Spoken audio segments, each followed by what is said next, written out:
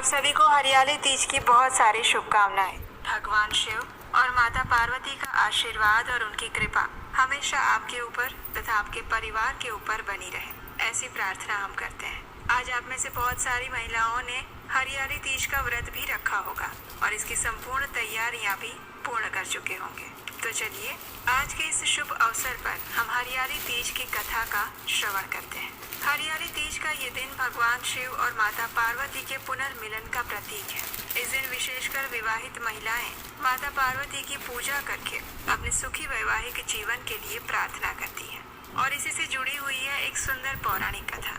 एक समय भगवान शिव और माता पार्वती कैलाश पर बैठे हुए थे, आनंद प्रमोद से बातें कर रहे थे और तभी बातों बातों में पार्वती जी ने पूछा, हे नाथ, आपसे विवाह करने हेतु मैंने कई व्रत किए, उसमें से कौन से व्रत के प्रभाव से मैं आप जैसे कृपा सिंधु जगतपति को स्वामी के रूप में प्राप्त कर पाई, मुझे ये बताइए। तब भगवान शिव ने माता पार्वती को उनके पिछले जन्म की याद दिलाते हुए कहा।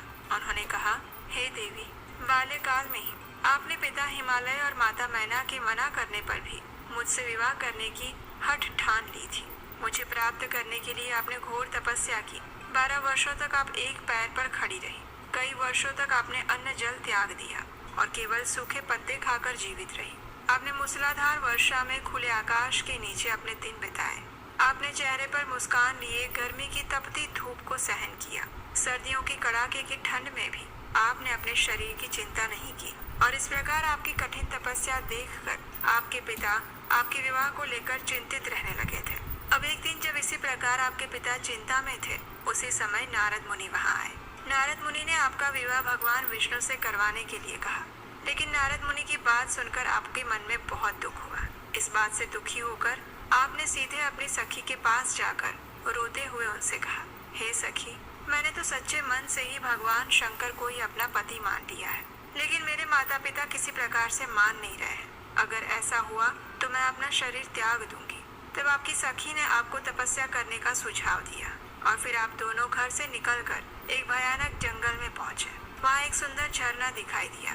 आप दोनों प्यासे थे, इसलिए आप दोनों ने उसमें से जल पिया और पास ही एक गुफा में चले गए। वहाँ आपने रेत का एक शिवलिंग बनाया और अन्न त्याग कर मेरी पूजा की। वहाँ अनेक प्रकार के वन पुष्प, बिल्वपत्र, केवड़ा आदि से मेरा पूजन किया और उस दिन श्रावण का तृतीय चरण था और हस्त नक्षत्र था। मैं आपके इस व्रत से अत्यंत प्रसन्न हुआ और वर मांगने के लिए कहा। तब आपने मुझसे यही कहा कि हे देवाधिदेव, अगर आप प्रसन्न हैं तो मेरे पति बने। जब मैंने आपका प्रस्ताव स्वीकार कर लिया, तभी आप अगले दिन नदी में स्नान करके अपनी सखी के साथ बैठकर व्रत का पारण किया। थकान और जागरण के कारण आपको नींद आ रही थी, इसलिए आप और आपकी सखी दोनों एक पेड़ के नीचे सो गए। बहुत समय तक आप अपने घर पर वापस नहीं लौटी, इसलिए आपके माता पिता को चिंता होने लगी और आपको ढूंढने के लिए भेजा गया। ढूंढते हुए वे इस जंगल में पहुंचे और आप दोनों को यहाँ सोते हुए देखकर उन्हें प्रसन्नता हुई। उन्होंने तुम्हें धीरे से जगाया और पिता हिमालय ने पूछा, पुत्री, तुम्हें ऐसे घोर वन में क्यों आना पड़ा? घर पर तुम्हारी माता बहुत विलाप कर रही है। तब तुमने अपने पिताजी से कहा, हे पिताजी, मैंने मन से भगवान शिव को अपना पति मान लिया है। अगर आप मेरा उनसे विवाह नहीं करेंगे तो मैं यहीं प्राण त्याग दूंगी। और आपकी इसी प्रतिज्ञा के कारण आपके पिता ने भी आपकी बात मान ली और आपको वापस घर लेकर आए तथा मेरे साथ आपका विवाह करवाया। हे देवी, कुछ लोग इस व्रत को हरतालिका व्रत कहते हैं, क्योंकि हरिता और आलिका सखियों ने आपको सहयोग दिया था। हे पार्वती, आपके द्वारा किए गए कठोर व्रत के फलस्वरूप हमारा विवाह हो सका और इसीलिए इस व्रत को सभी मनोकामना पूर्ण करने वाला व्रत बताया गया है। इससे अखंड सौभाग्य की प्राप्ति होती है और परलोक में भी उत्तम गति प्राप्त होती है। तो ये थी हरियाली तीज की विशेष पौराणिक कथा। आशा है आप सभी भक्तों ने इस कथा का ध्यान पूर्वक श्रवण किया होगा और इससे अवश्य ही आपको भगवान शिव की विशेष कृपा प्राप्त हुई होगी। ऐसे सुंदर प्रमाणभूत पौराणिक कथाओं के लिए बार बार यहीं पर आते रहिए, आपके अपने चैनल उपदेशाष्टकम पर। और जाने से पहले